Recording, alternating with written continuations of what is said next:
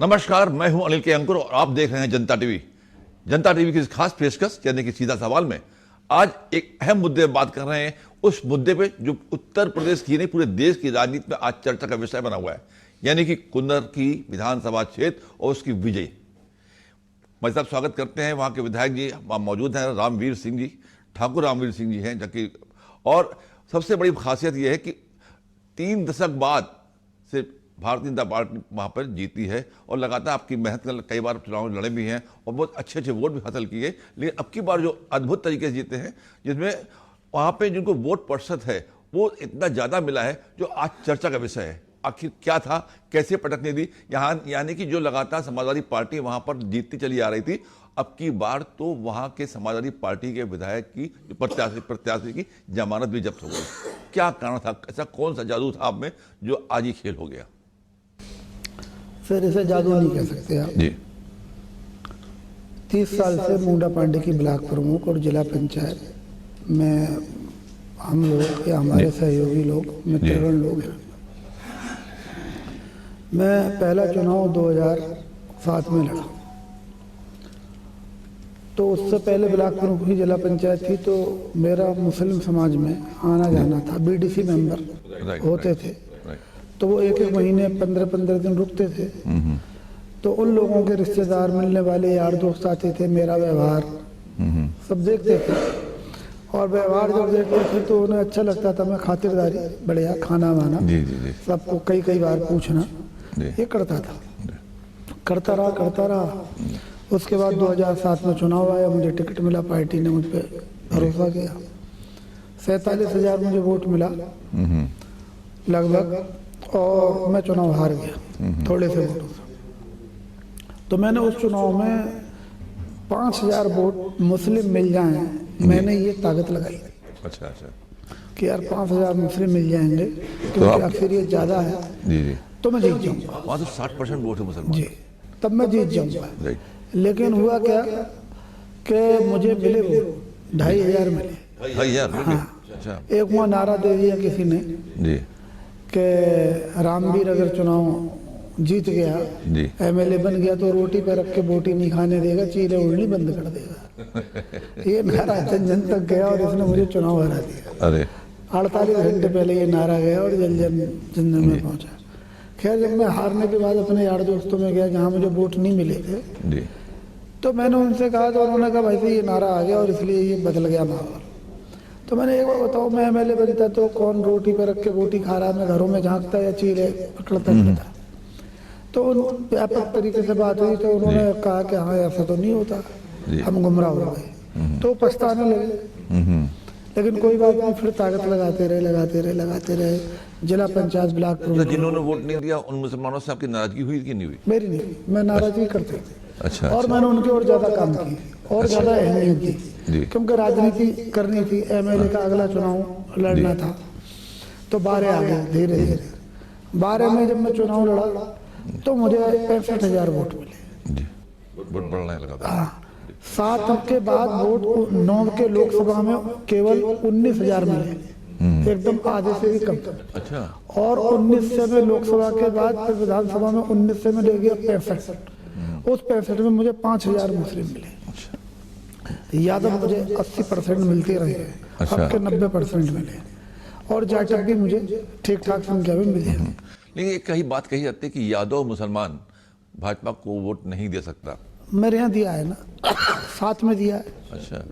12 में दिया। मैं चुनाव फिर हार गया 12 में। अरे 65,000 वोट लेने के बाद। खैर, मैं चुनाव हारा, लेकिन मैंने लोगों के साथ अपना रवैया ठीक रखा, हिम्मत नहीं हारी, और मैं फिर मैदान में गया। सपा की सरकार आ गई। जो और लोग चुनाव लड़े थे पूरे जिले में, भाजपा 12 में केवल जो है सभी चुनाव हार गई थी। केवल सर्वेश जी एमएलए बने थे, बाकी सब विधानसभाएं हार गई। फिर सपा की सरकार आ गई, तो चारों तरफ 5 एमएलए समाजवादी के थे और दोनों सांसद भी समाजवादी थे। मुरादाबाद और संभल लोकसभा का भी 2 विधानसभाएं मुरादाबाद में लगती है। लेकिन मैं खड़ा रहा पूरे डंके की चोट पे, विपक्ष की भूमिका में। और वो जो भी राशन नहीं बंटने देते थे, थानों में गलत मुकदमे कराते थे, 2200, 1800, 1900, ऐसे मुकदमे दर्ज होते थे मुसलमान के खिलाफ। आपस में झगड़े थे। जब एक गांव में या 150 गांव में जब मुसलमान ही हैं और कोई हिंदू है ही नहीं हुआ, कहीं शेख जाते हैं 100%, कहीं तुर्क है 100%, और उनमें बीसी भी है मिला जुला, कहीं 100% बीसी भी है, तो फिर झगड़े किस में होंगे? हिंदू कहाँ से लाओगे आप झगड़ा करने?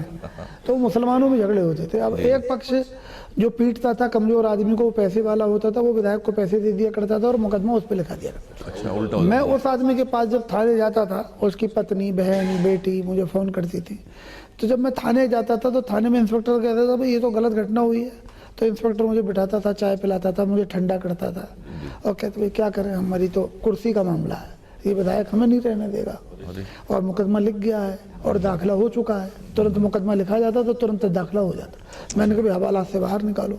उसके परिजन मेरे साथ जाते थे, हवालात से बाहर निकलवाया, चाय पिलवाई, और हवालात से निकलवाने के बाद मैं ऑफिस में बिठा दिया करता था, और घर से खाना आके खा लिए करते थे, और उसके बाद सुबह को चालान हुआ है, तो मैं उनकी मदद थाने से लेकर कचहरी तक करता था।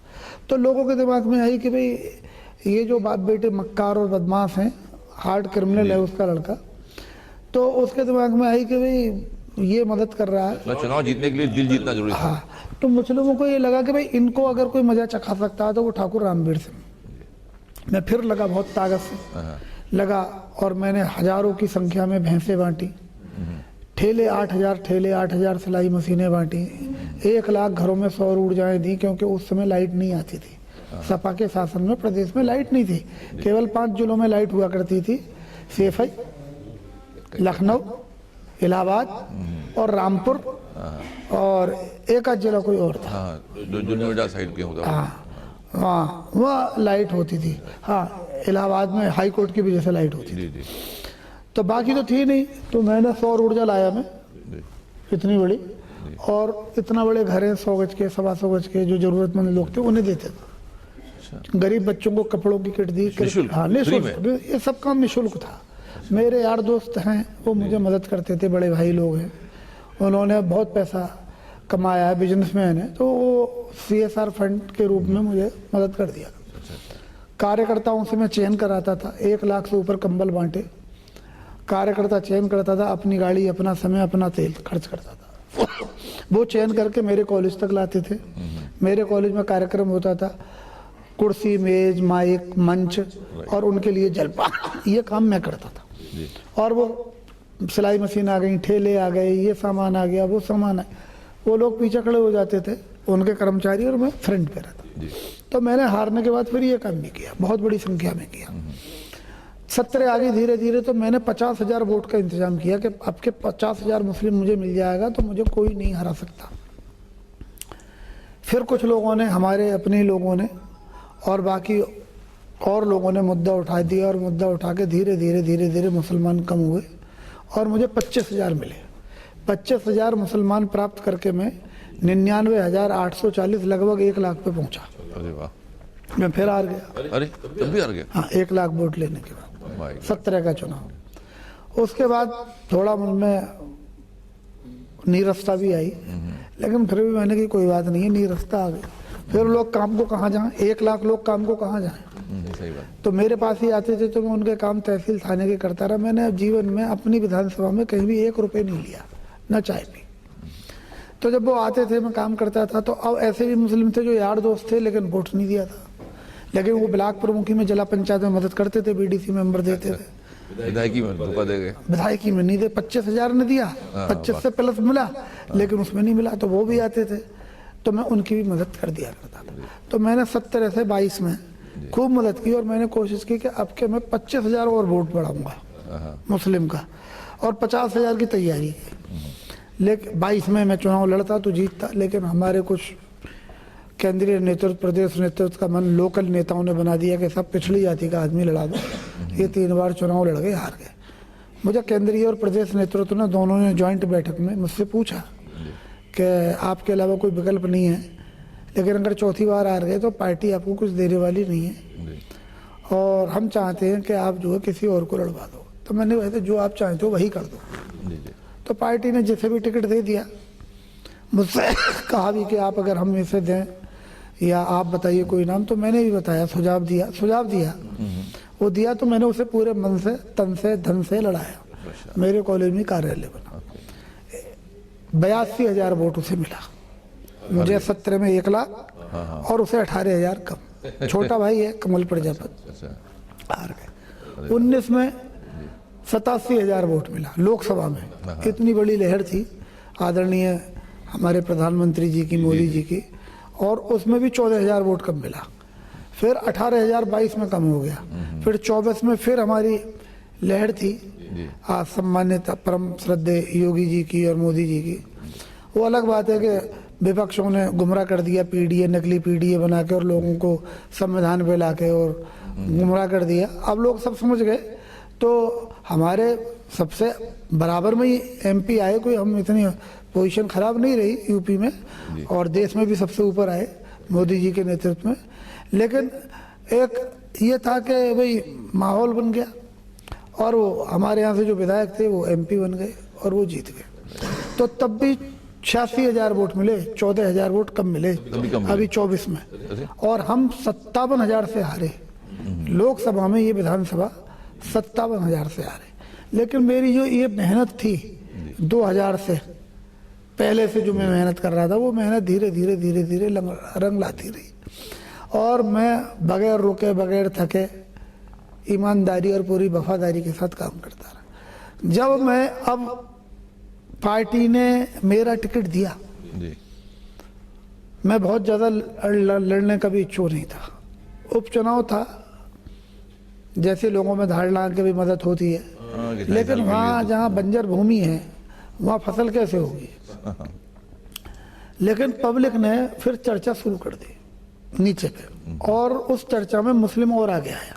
मुस्लिम ने कहा कि भाई समाजवादी से ये रिजवान लड़ेगा, पहले विधायक रहा है 3 बार, अगर रामवीर सिंह को टिकट होता है तो वो टक्कर दे भी सकते हैं और टक्कर झेल भी सकते हैं और चुनाव जीत भी सकते हैं, ये मुस्लिम ने कहा। हाँ, और ये कहा कि अब के हम और ज़्यादा वोट देंगे तो आपके जिता देंगे। 50,000 की कल्पना मुसलमानों ने की कि भाई 50 मिल जाएगा इस बार। मैं भी ये मान के चल रहा था कि कह तो बहुत रहे लाखों लोग, लेकिन 50 मिल जाएगा। 1 लाख लोग से ज़्यादा ये कहने वाले थे कि रामवीर को आपके वोट देंगे मुस्लिम। तो मैं भी सोच रहा था कि 50 तो मिल ही जाएगा, क्योंकि जब मैंने 50 सोचा तो 25 मिला, 20 सोचा तो 5 मिला, और 5 सोचा तो 2.5 मिला, तो 2.5, 5 और 25 से अब मैंने 50 तो मिल ही जाएगा। तो मैंने भी फिर मन बनाया, अपना आवेदन करा, और पार्टी के सम्मानित आदरणीय प्रदेश महामंत्री संगठन जी से भी मिला, आदरणीय योगी जी से भी मिला, आदरणीय सुनील बंसल जी से भी मिला, आदरणीय केशव जी और आदरणीय पाठक जी से भी मिला। नमस्ते मेरी हुई सब लोगों से। सब ने कहा कि भाई आपकी जो रिपोर्ट आ रही है वो बहुत अच्छी आ रही है, और एक ये भी मैसेज आ गया कि अगर कोई मुस्लिम को संभाल सकता है या साध सकता है या वोट ले सकता है तो केवल रामवीर। 42 लोग टिकट मांग रहे थे, 42 लोगों के आवेदन थे। आपने जो विजय हासिल की, मतलब 1.5 लाख के लगभग 1.5 लाख के 1,45,000 के मार्जिन से। हमारी वो खुली नहीं, मशीनें खराब हो गई थी। और अंतर इतना ज़्यादा हो गया था, तो फिर ज़्यादा प्रशासन ने भी कोशिश नहीं की। अगर बिल्कुल नेट टू नेट रहता तो वो खोली जाती, लेकिन वो नहीं की, तो मैंने चलो कोई बात नहीं है। उसमें भी हमारा करीब 1200 वोट और था, 601 में 601। वो ऐसा गांव की थी। अब तो भारतीय जनता पार्टी के नेता कहते हैं कि जो कुनरकी मॉडल है चुनाव जीतने का, इसको पूरे प्रदेश में लगाया जाए। कौन सा मॉडल है जिसको? अब मैं वही बता रहा हूँ आपको कि जब ये चुनाव टिकट इधर भी हो गया उधर भी हो गया, तो जो हाजी रिजवान ने अपनी गलतियाँ कर रखी थी, मैंने उन सबको उनके सामने रखा। फिर वो चुनाव में ओवर कॉन्फिडेंस में थे, अखिलेश जी को ग्राउंड की जानकारी नहीं थी, तो उन्होंने एक तो ये मुद्दा बहुत हावी रहा वहाँ 12 में और 17 में जब बसपा से चुनाव लड़ा, तो ये रिजवान एमएलए थे, इन्होंने कहा भाई खुदा की शान में गुस्ताखी हो जाएगी अगर आपने हाथी को बटन दबा दिया। 1-2 लोगों ने पूछा क्यों, बोले भाई इसने काबे पे चढ़ाई की थी जो मक्का मदीना में काबा है।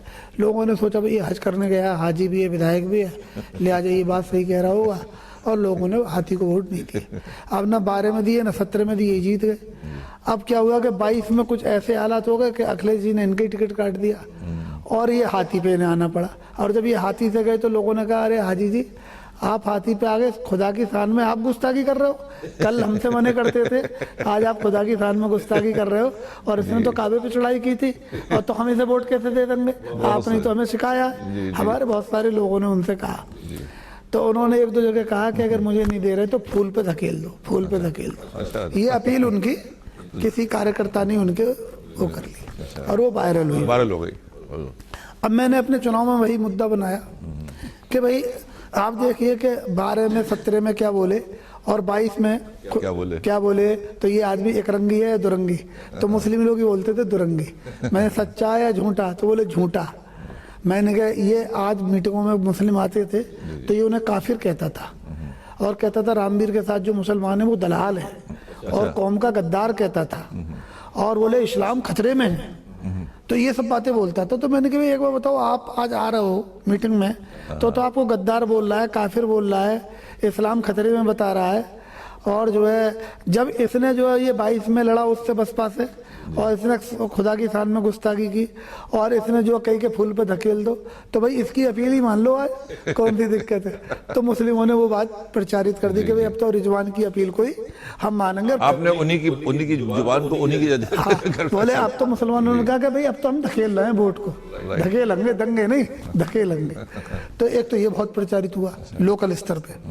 दूसरा क्या था कि इन्होंने एक जगह ये बोल दिया कि अगर मैं तो हाजी रिजवान हूँ, अगर कुत्ते के गले में भी पट्टा पड़ गया समाजवादी का तो इस सीट से समाजवादी जीतेगी।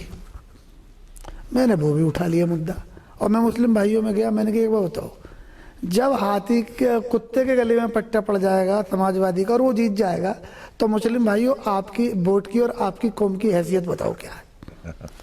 ये मुद्दा भी गाँव गया, और मुसलमानों ने कहा कि साली हमें हैसियत ही हमारी खत्म हो गई है। अखिलेश भी पट्टा उसका पट्टा ही हो गया, तो बोले अब क्या इसका नजला भी उतार देंगे और अखिलेश जी का चश्मा भी उतार देंगे।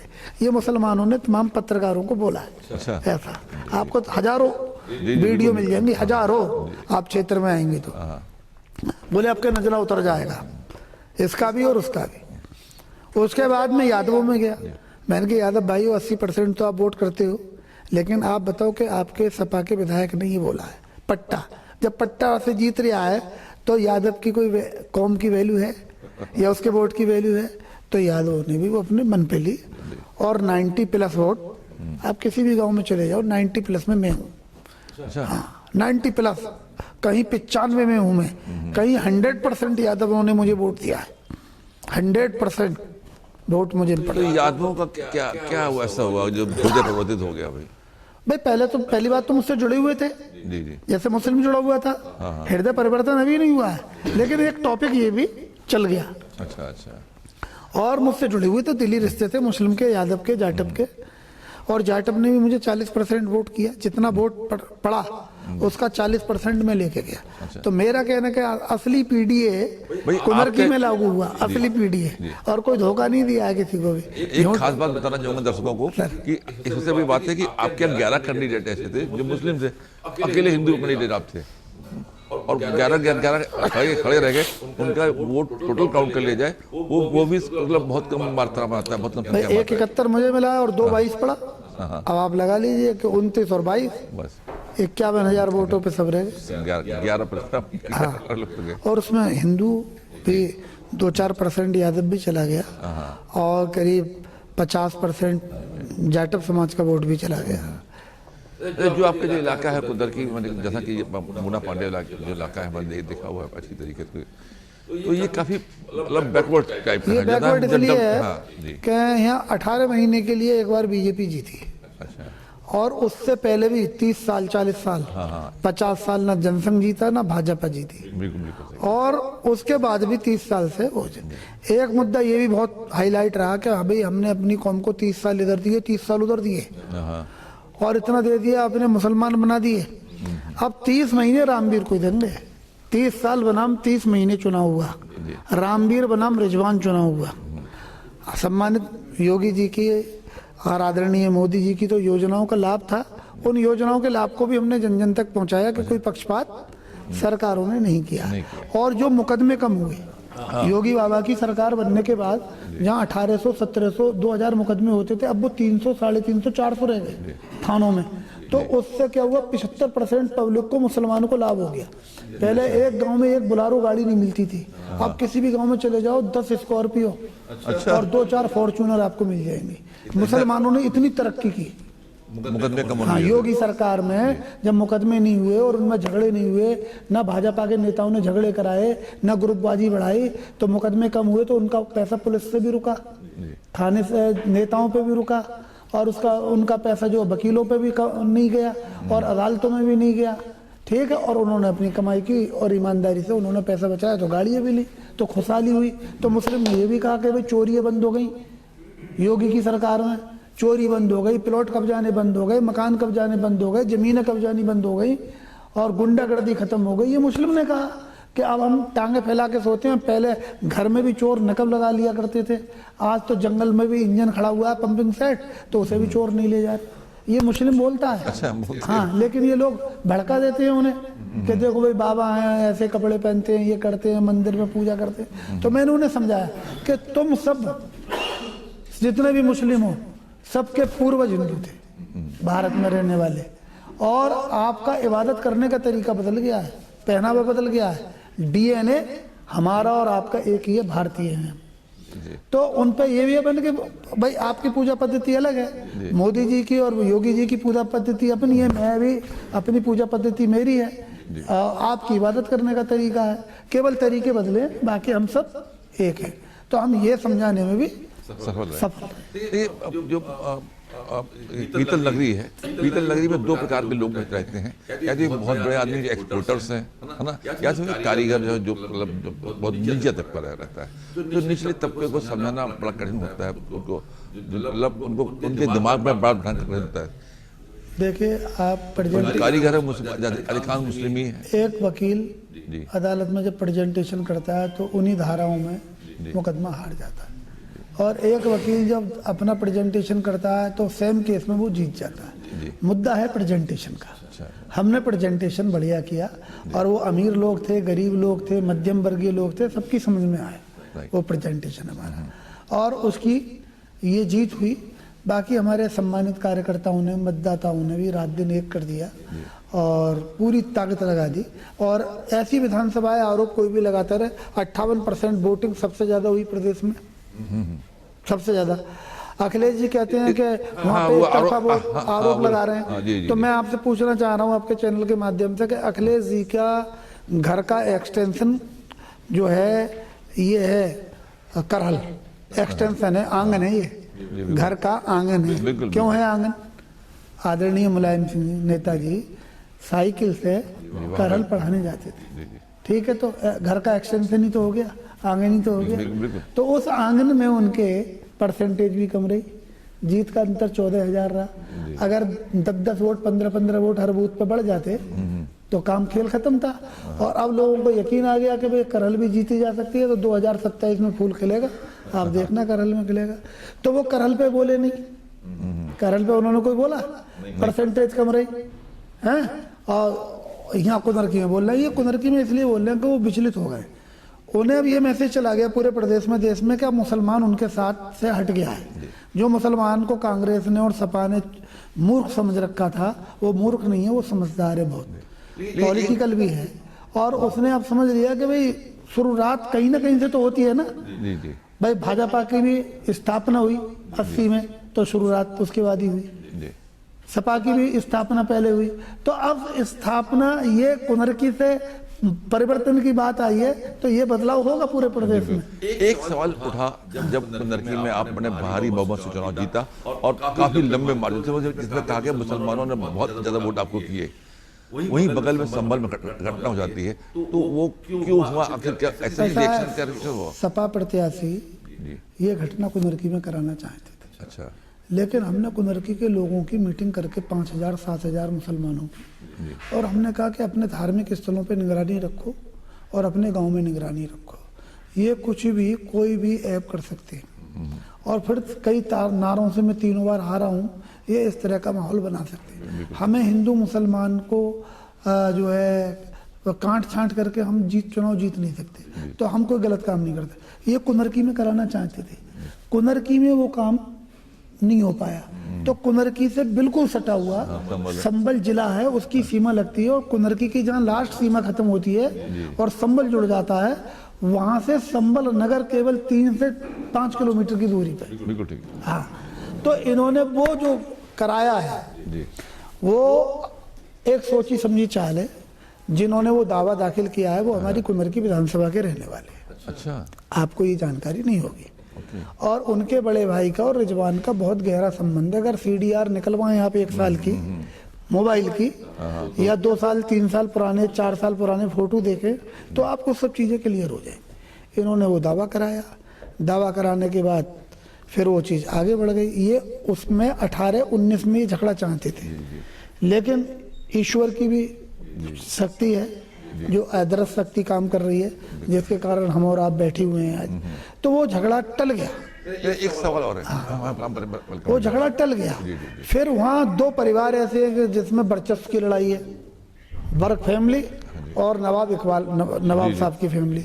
उनकी 3 पीढ़ियाँ चल रही हैं, 4 पीढ़ियाँ, उनमें आपस में झगड़े चल रहा है। उन्होंने क्या करा कि इधर सरकार बदनाम हो जाएगी, इधर ये जो नाकामी सपा की हुई है वो छुप जाएगी और भाजपा पे दोष मड़ जाएगा, और उन्होंने वो झगड़ा करा दिया और आपस में उन कार्यकर्ताओं को मौत के गले लगा दिया और गोलियां चलवा दी। आप देखिए पथराव कहीं हो रहा है, सर्वे कहीं हो रहा है, सर्वे का और पथराव की दूरियां अलग अलग हैं, और पुलिस कहीं खड़ी है और लोग कहीं मारे जा रहे हैं।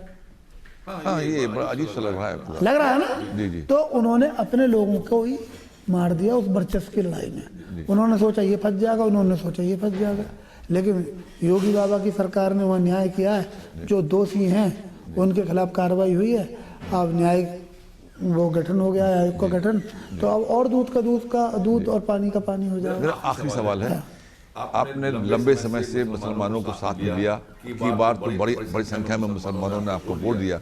अब आप ऐसा क्या खास करेंगे कि आपके साथ मुसलमान और तल्लीनता से और दिल रूहानी तौर से लग जाएं और आपको आगे साथ साथ वोट देते रहें? मैं जहाँ सड़कें खराब हैं वहाँ अभी आदरणीय योगी बाबा ने, मुख्यमंत्री जी ने 250 करोड़ का काम कुनरकी में दिया है वोट पड़ने से पहले, और उन सब पे काम शुरू हो गया अधिसूचना लगने से पहले। अब वहाँ 2500 करोड़ का काम होगा। 250 करोड़ से ये विकास 2500 करोड़ तक जाएगा। कोई सड़क ऐसी नहीं रहेगी जिसमें रत्ती मार का गड्ढा रहेगा, कोई पुलिया पुल जो भी हैं वो समस्याएं होंगी। एक डिग्री कॉलेज हमारी बनवाने का प्लान है। कुनरकी और मुंडा पांडे में प्राथमिक स्वास्थ्य केंद्र हैं, लेकिन उसके बीच में 40 किलोमीटर की दूरी पे कोई भी मिडिल पॉइंट में प्राथमिक स्वास्थ्य केंद्र नहीं है। तो एक प्राथमिक स्वास्थ्य केंद्र हम आज वहाँ बनवाएंगे बीच में मिडिल पॉइंट पे, जो 40 किलोमीटर इधर और 40 किलोमीटर उधर है ही नहीं कोई। उसके अलावा बिजली घर कम है हमारे यहाँ, बिजली बहुत दूर पे 15 किलोमीटर 20 किलोमीटर दूर है बिजली घर, तो उनसे लाइट आती है तो बहुत डिम हो जाती है लास्ट तक। तो वो बिजली घर बनवाने हैं। एक कन्या डिग्री कॉलेज या राजकीय डिग्री कॉलेज, क्योंकि हमारी सरकार ने इतने वर्ष गुजर गए मुरादाबाद में अब तक विश्वविद्यालय नहीं बना।